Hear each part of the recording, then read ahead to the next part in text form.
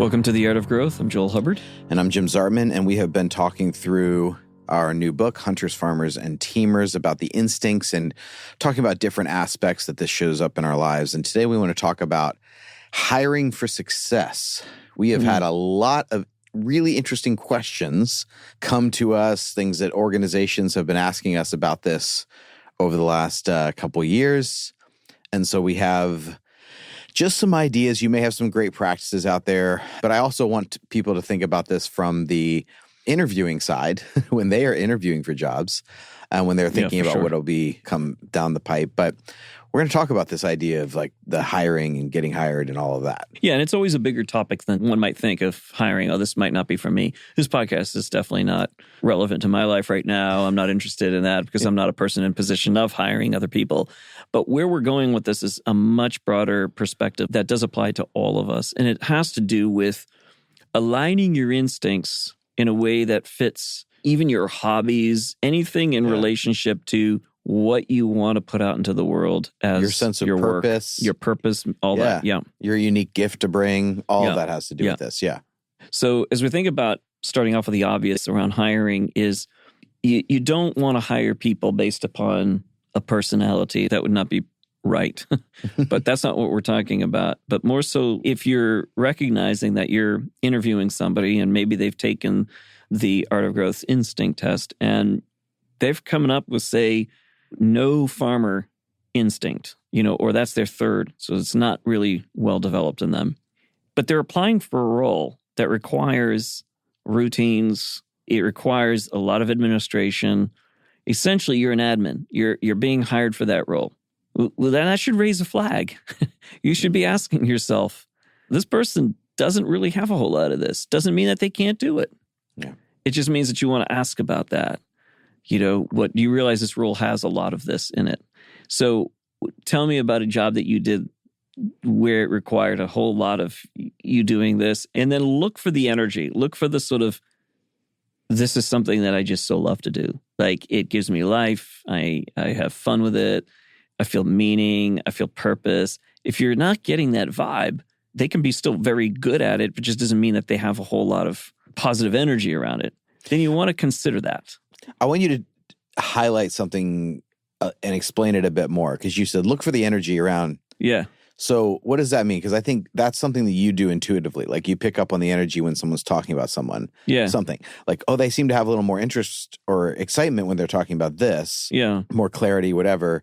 Like, how do you think people can even tune into that? It's a great question, because not all personality types are very extroverted or very expressive in the way that they speak. So, for example, a type 5 friend of mine, we're switching to Enneagram language here, type 5, who happens to have a lot of farmer instinct in him. If I ask him a farmer question, doesn't mean that he gets all like jazzed up and excited. It's not like the same thing as, you might see with, say, a type 2, type 3, or type 7, or type 8. It's pretty flat in terms of the intonation around the voice, the delivery. You're not getting a lot of ups and downs. But I notice there's a lot there. It's like, I not only get 1 or 2 responses, I get more. I get quite a bit. And then probably a follow-up with a text or an email with more on that. That's interesting, because if it's a subject around something else, around the hunter instinct or around the teamer instinct, I get very little in return from him. We'll talk about it, but there's no follow-up. It's like the conversation's done, but this one has follow-up. This one has more to say about it. So in an interview process, you watching, does this person seem to have a lot to say about this? Do they seem to be pretty relaxed around the topic?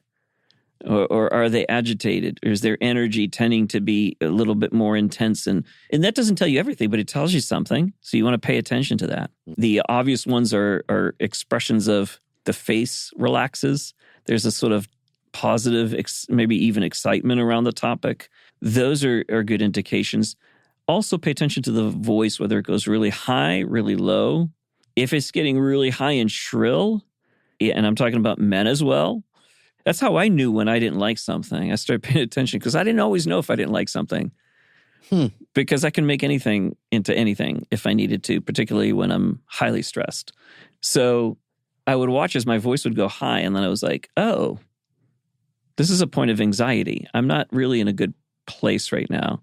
So I would drop my voice, and as I drop my voice and I relax, I'm also able to pay attention a lot more to where do I really want to go as opposed to the reaction internally that I'm having. So that's just a little side note there. But paying attention to those kinds of cues from people's body language, from the amount of knowledge, information they have around a particular subject, and just paying attention to your own intuition. Does it feel internally like this person really enjoys this space and would thrive in this space? But why is that important other than just simply executing the task? Because you could look at somebody's resume, you find out that their references that are glowing around their execution of the task, but they're miserable. You may at that point just I need a stopgap. I need to have someone fit that role right now. Sure, got it. But if you're thinking about more long-term, do you want somebody in the role who doesn't really love what they do, is miserable? Mm-hmm. And that's going to affect other people. So I think in terms of hiring, you kind of want to make sure you're going after those little flags that are popping up. I was talking to a teamer about this, and we were commiserating on something that we both share, which is this kind of giving people the benefit of the doubt. Like, they'll figure it out. Yeah, it may not be the strongest suit or the best fit, but, I really like them, and I think, it'll probably be fine. They'll solve it. They'll figure it out, because we're both people who are, we can figure things out. And so we kind of overly give the benefit of the doubt to other people who they may not be able to. If they do, they might need a lot of attention and energy that is better spent on something else that you should be doing. This might actually just create more stress for them. They may not enjoy it at all. And we're both teamers commiserating around the fact that sometimes we just kind of let people do their thing. Mm-hmm. And we both value autonomy. And so it's like, yeah, you can do it. I believe in you. And to some, they go, oh, that's great. Right. Sure. Thank you. I got this. Yeah. And for others, they're like, well, I don't know what you want. I don't know how you want it. I don't know if I'm doing it right. And it spikes their anxiety. Mm-hmm. And so this is why it's the one size fits all. And you have to be aware of where other people are coming from and paying attention to this. It's because of this long-term result. If you, like, I had a guy who said, yeah, I think I could hire this person, and I think I could give them an extra 30 minutes a day to give them that kind of support they would need. And I'm going, forever? Right. Like, you could do that indefinitely. You could give an extra 30 minutes of your morning indefinitely. Yeah, maybe not. Like, it's yeah. This is what you're setting yourself up for. Yeah, exactly. So it's just, again, return to awareness. Like we were talking about the last episode about some of this stuff, but also understanding on my end, what am I likely to give a pass on? Mm-hmm. And that's something that I've had to learn. Yeah, for sure. So, yeah. Yeah, that's an important piece, is the person who's doing the hiring is the awareness around the way you're going to favor certain instincts. We've had people that, and personality types, by the way. We've been on teams where, I was on one team, there were, I think it was like a team of 11. 6 of them were the same exact Enneagram type. Oh, my goodness. Yeah. That shocked them. I mean, then they were asking, is that a good thing? Is that a bad thing? And it's like, well, it's a thing and needs to be thought through as to what effect that's having. Yep. But you find that even around instincts, it will be easy to hire somebody who looks like you. And some people are aware enough to go, no, I want someone very different than me because I can't have any more of my kind of crazy. Well, I think people are biased in one of two directions. They tend to be overly biased towards hiring people that are similar, or they actually are overly biased towards something totally different than them. Yeah. So it's not that. I think sometimes people think, well, people are always biased towards hiring people that are like them. Sometimes it's the opposite, actually. Yeah. They need somewhat of a similar kind of capacity or bent for a particular role, and they don't value it as much because it's something that they have. Yeah, well, that's the reason why you need these sort of structures like the instincts to kind of to keep your, work against your bias. Like, this role really requires a farmer, regardless of whether I think I don't entirely relate to everything that they think or do. This isn't, well, of course you shouldn't in that role.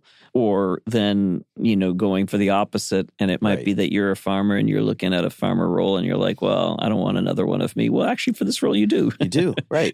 I mean, again, this is why we advocate for the awareness piece, because all we're trying to do is not saying which way the bias should go, but just be aware of the bias. Because if you are aware of it, it's going to impact your decision-making in ways that you aren't fully cognizant of. That's it. Yeah, absolutely. Yeah. That goes all the way up the ranks. I mean, you think about even CEOs. I think in one organization, the retired CEO said they're looking to hire a farmer now because I was too much of the teamer. Interesting. For them, and they really wanted somebody that could do the nuts and bolts in this organization. And it is very much a nuts and bolts organization. So we talked about that and, the pluses and minuses of having that. But that's part of the realization of like, well, what does the role require? And for this, as a CEO, they needed to really have more of a attention to farming, and the structures, the routines, the rhythms, the consistencies, so that the organization itself, had a little bit more of that stable feeling to it. That happens, but I think, paying attention to your biases, making sure you have that structure in front of your face, like, who am I hiring for what role? And even more nuance to the organization itself, because in some cases you'll have I think I mentioned this before, an insurance salesperson, right?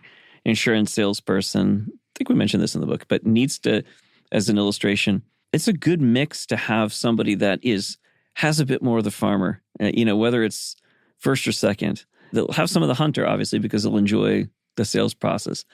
But it can't be that they are just, say, hunter and teamer. You can hire the people that fit in those roles and they'll do fine. But you want to be asking yourself that question, like, how will you sell something that requires more of that depth of understanding, let's say, the nuts and bolts, the getting into the finer details and having the answers for that? Because even as we did some insurance shopping some years back, it was so good for me to talk to somebody that I knew had all the answers. And I could ask questions, and there was never a question I asked that this individual didn't have an answer for. Right. And that gave me a lot of confidence. Plus, they had a bit of they had some hunter in them as well. So that was a good thing to keep in mind in an organization, that you don't want someone that's just on the surface just likes to sell and that's all that they do, but they don't really have a grasp of the topic or the knowledge of what you're selling. High tech, you want somebody that has more of that depth of understanding. That's kind of an important piece. That's what we're looking at, is both a role, but also the organization, and making sure that you have the proper mix as you're looking at bringing people on board. Again, it's not a perfect mix. Right. We don't want to say that. There are people who are in these roles who, for whatever reason, their talent makes up for it. I think we've talked about that before. Talent makes up for a lot of things. If you're really good at something, but you get to use your other instincts as a way to serve that talent, good for you, man. If you're great at you might have a talent with numbers. Mm-hmm. You're just gifted. You can, right. That's easy for you. So you show up, you love it, you're having fun, but you happen to be also a teamer and you love being with people. And maybe you have very little farmer in you. Maybe you're teamer and hunter's second, but you are good with numbers. Well, good for you. You should be in a role with numbers, and then you can really use the other instincts to help you. So that's what we're saying, is it's not that black and white. But for the basics, folks, for the very basics, at least ask the questions when someone shows up and they're applying for, say, a hunter role, but they don't have hunter. It's their third. Yeah. Well, you want to ask about that. Right. I think what we're trying to sum up, if I was to sum this up in a statement, is beyond just matching the skill, it's the skill and the natural disposition of the instinct of how they're going to apply their energies and execute on things. Understanding that the impact of that mix is something you would like to have on the front end. Yes. And that's something we talk a little bit about. We even talk about using maybe some keywords of the instincts in job descriptions. One of the main components is observing them in different environments with different people. So this whole idea of, like, we're trying to talk about the bias you might have in having the interview or having that connection. But having other people check out the same person is something that is just a really smart thing to do because they're going to observe different things. They're going to notice or experience different things with that person. We talk about in the book, like looking beyond that immediate competence into like, is this someone who likes to go deep into the subject? Like, even if they're not, are they someone who's going to explore and be a quick study on it? But the other, I think, controversial thing that when it comes to hiring is this idea around hiring emotional intelligence, being aware of that person's self-awareness of how they're wired. And this is like this fine line, and I want to skirt it, but this is a podcast. This is for entertainment and educational purposes only. Like, do not hold us to anything we're saying. Like, this is us exploring the topic together. Yeah, absolutely. So we want to do that because we do get questions around that when it comes to hiring. And I think it was like in the 90s, the book Emotional Intelligence 2.0, it pointed out that people are often hired on competence and fired on a lack of like the emotional intelligence piece, their ability to relate and interact with others. And if we're going to increase our batting average of making good decisions, because a bad hire, I put the stat in the book, I think it's cost the company on average like 30% of that person's annual salary. So it's a major expense to get this wrong. And one of the questions that a company came to us this year and they asked us, how do we root out victim mentality in the interview process? Which is a major component of self-awareness and emotional intelligence. And I mean, this is a big topic.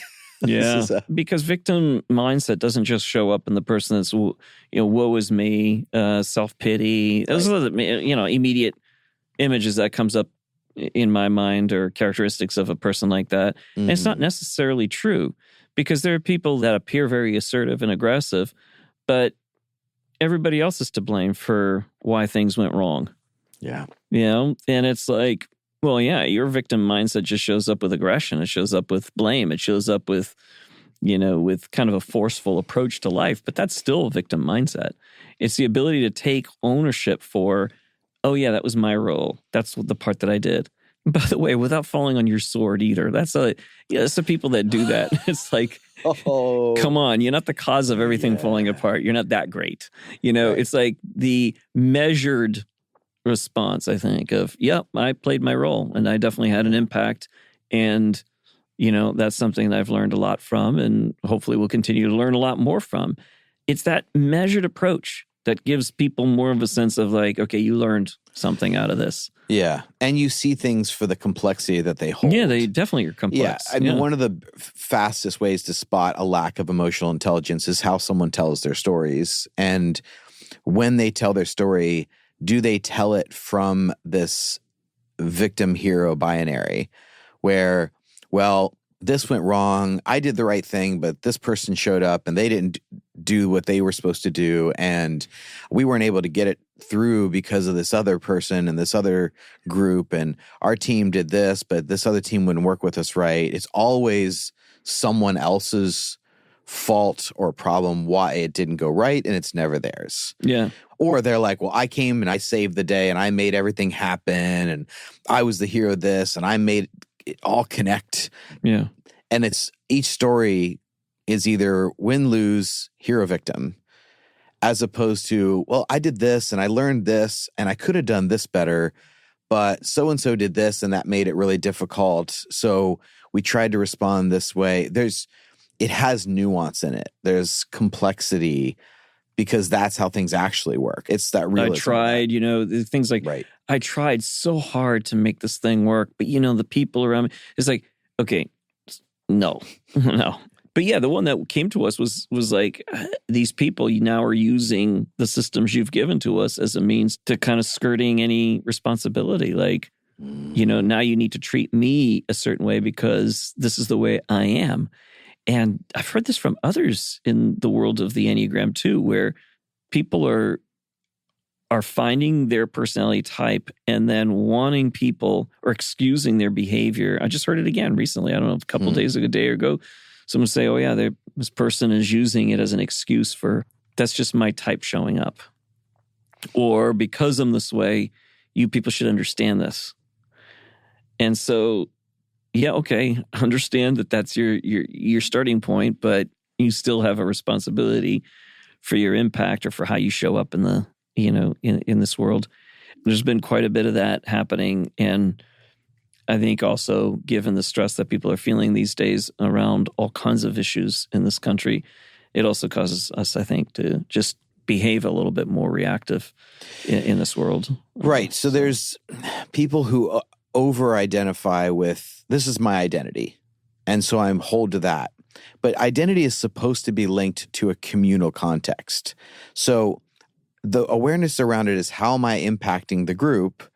And I become more increasingly aware of my identity because I'm trying to contribute to the community. This is so funny that you say that, because this is part of the blind spot for a lot of people.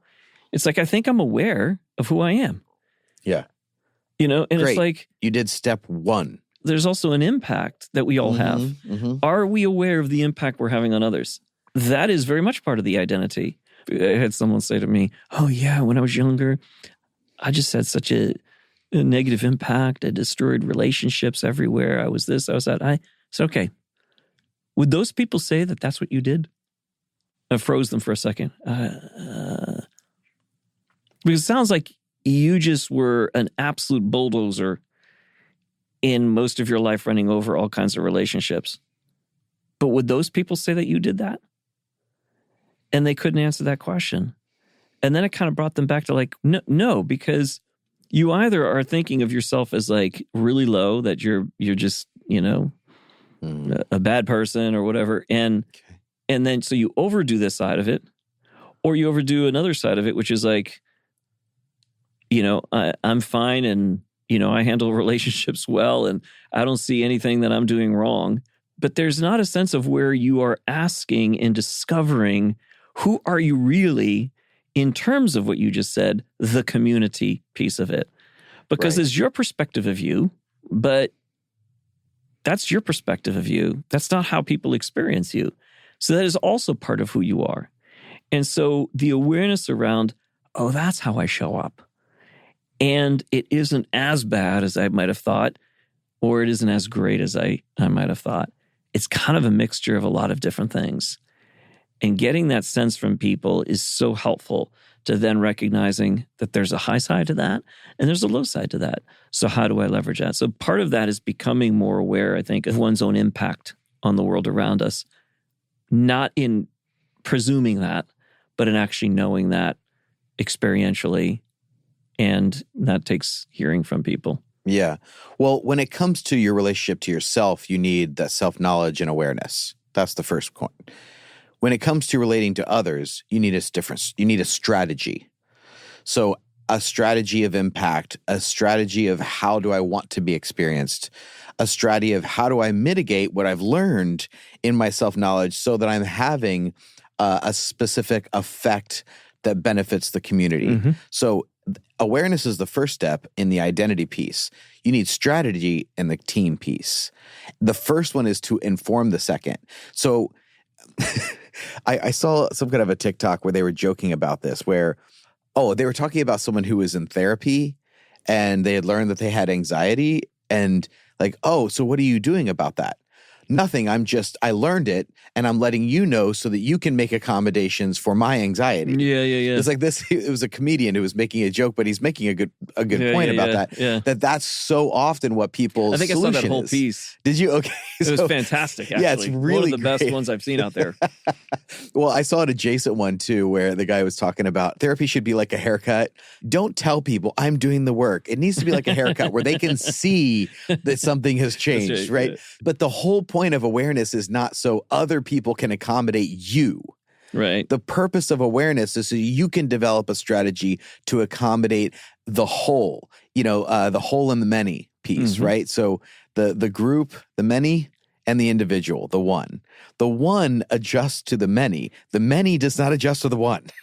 Yeah, that's a really important point to make, because there's a responsibility that the many has to making sure that there's accessibility for the one. You can press that one edge to an extreme where it's like, you have to lose yourself in order to be part of this group. You have to be nothing in order to become right. And that's a sick environment. And that has existed. It continues to exist. Right. Oh man, everywhere. And then there's the opposite, which is like you have to adjust. The group has to always bend to and we've seen the disaster that produces. Right. This is really a more complex thing. It takes wisdom. This is why we're in the wisdom business, right? Right. It's because this is the sort of thing in which you go, right, there's me, and I realize I can't compromise that to be part of this group. Okay. And you do that with open-heartedness and open-mindedness because you might be wrong. But you still make that decision. And then maybe later on you realize, oh yeah, that was something I wasn't aware of, but it was important for me to still have that boundary. So now I've learned something. So I'm going to behave differently as a result of that. And the group also realizes at times where, wow, we really kind of had our own sort of weird culture and resistance as a group against certain types. And so we've watched that in organizations where it's like, boy, you don't even have a single one of this type in here. Now, that may be just accidental, or maybe there's some kind of bias or resistance to a more, say, in one case was a more assertive type. It was very, very consensus orientation, very agreeable environment. And that's great, but you don't have a single countering voice in the space. You don't have a single challenging collaborator, a challenging collaborator. The need for both. Yeah. A lot of us have experienced being the odd man out. I remember I was in a school in like late elementary, junior high, early high school, where it was very much, well, here's the mold, fit into it. Yep. And that caused so much like stress on my body, on my emotions, that it was depression, anxiety. It has a terrible effect. Mm-hmm. So it was like any individualism was like a silencing of that. Yeah, for sure. And I think a lot of systems worked that way, that it sort of created this opposite reaction where there is an expectation of the group to adjust to me. Mm-hmm. So, but that's not collaboration either. No. So there's not the cookie cutter and it's not the overly individualization. Collaboration is, we have to create shared space of both individuation and accommodation. And that happens through dialogue. It happens through the ability to really listen well, but also stand your ground in the sense of like, stay inside your body. Don't give up on your values. Don't give up on your standards. Don't give up on your beliefs about things so quickly as a means to then, again, not feeling like you're an outsider. Because people will do this, and we do this as humans all the time, where we give up on certain things too quickly because for fear of loss, of being maybe exiled from the group. On the other hand, we can be so rigid and unmoving that we also alienate ourselves. We do the alienation of ourselves from any sort of collaboration and group. So it is the ability to do both, to wrestle through something. And that's a good image of wrestling, because it's like you're wrestling through it together. And hopefully what comes of that is you have learned. You have grown as a result of that. And so has the organization. And again, it's the reason why we keep pushing this whole thing around instincts. Like, have these conversations. No instinct is right, absolutely, all the time. And that is the reason why we have to have this ability to do conflict, ability to face resistances and not fall apart to it or become super rigid in it. I think that's the challenge that's before us. How do we do that? How do we listen well? How do we communicate well? How do we then move forward towards a better option that may be a third option than the ones we're looking at right now? So, yeah, around hiring, I think it really comes back to, paying attention to that model, keeping that in front of your eyes. Do we have all three instincts in conversation? And as for me, myself, as I'm thinking about a role or as I'm applying for something, do I envision how that's going to affect my instincts? Am I going to have to live in most of my time throughout the week out of my third instinct, which is going to be rough on my system if that's the case?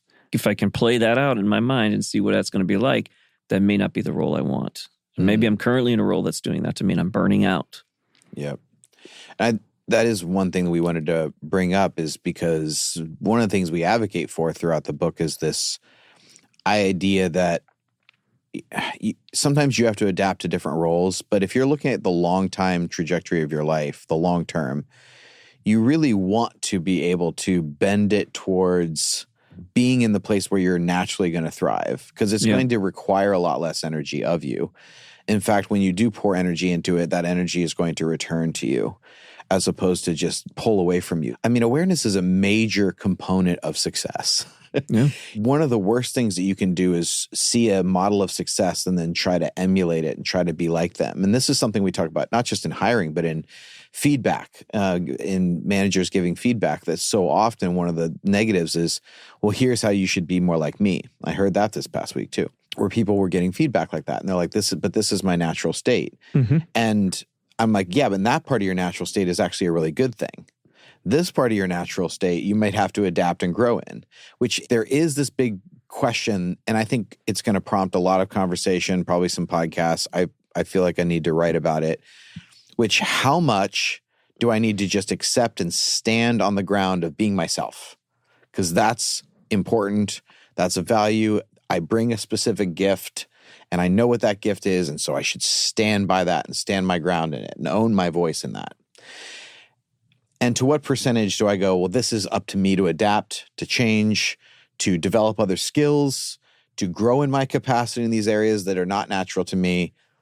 How do I, like, what's the balance there? Should I be like 80% in my natural and 20% is adapting? Or like, what, I don't know. This is a debate. So you want to long-term be as much as you can in your giftings and your natural disposition, your natural instinct, your natural types, your gift, your abilities, the things you develop, your interests. And there's this other part. You got to change. You got to adapt. You got to grow. Like, we're trying to grow. I want to have a competency in things that I'm not great at. Like, this has been a huge game changer for me, has been leaning into things that I struggled with. But where's that balance? I don't know. So I think a lot more to explore on that. We're trying to go back to the subject of hiring for success. This idea that if you can watch your own bias, but then you're working toward as much as possible, like hiring someone whose natural disposition will fit the thing you're looking for, like, that's great. And are they willing to adapt that other percentage that isn't? Mm-hmm. And what is a acceptable percentage of that? I don't know. I think that's and I think it's almost an impossible question to really nail down with any sort of sense of confidence in that space. But it is a model that helps us to ask the better questions. And I think the better questions, big questions are better than big answers sometimes. I think big questions are what guides us. And in the bucket of that should be a lot of small answers. So big question carrying a lot of small answers. And so it's a great question to ask ourselves, am I, without becoming overly analytical about that either, it's just how are the instincts showing up? I'm about to hire somebody. I'm looking at this person. What are their dominant instincts? How will that work in relationship to what their day-to-day functions will be? Yeah. We ask that question of them. In the process of asking questions, there will come a point of wisdom where it'll be like, that's what the decision I need to make, and that's how I need to move forward. And I think the bigger problem is when we're not paying attention to our impulses, paying attention to our reactions. Those are the things that gets us in trouble, not the wisdom. When we breathe, when we relax, when we're open, when we're able to ask the questions, generally wisdom pops up for us. We know what decision to make. It's not perfect, but it tends to be better because of that process. So yeah, I think that's really good.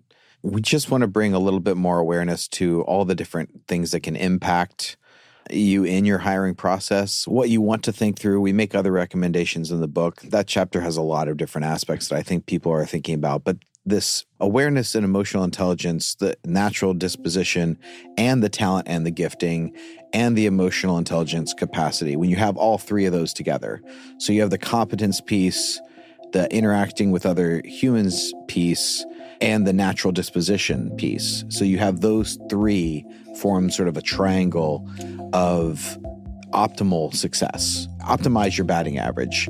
It's really hard to evaluate all three. There are different systems out there that if you look up some of the things that test for emotional intelligence, you look at different questions that can look at the awareness around victim mentality. We've written some questions around that, getting to the root of what that person's natural competencies are, but also their natural disposition. Like those can be very well paired and sometimes they're a little bit different, like we mentioned. And these three components, if you put all three together, you're really going to increase your batting average. And if you're on the looking for work side, you're wanting to be hired, know that you need to be aware of those components for yourself and developing all three. That way, you're going to find the most natural fit for you and the most natural job satisfaction that you can experience is by combining those three. So thanks for listening. You can take the new Hunters, Farmers, and Teamers assessment on our website, theartofgrowth.org. That is our new instincts test. And you can order the Hunters, Farmers, and Teamers book on Amazon now. The link is in the show notes. Based on our interactions, we are also adding content to our Instagram about the topic, which is just Art of Growth. And the best way to support the show is to leave us a review wherever you listen and share this episode with someone else. We're hugely grateful for you doing this work with us. Grace and growth, my friends.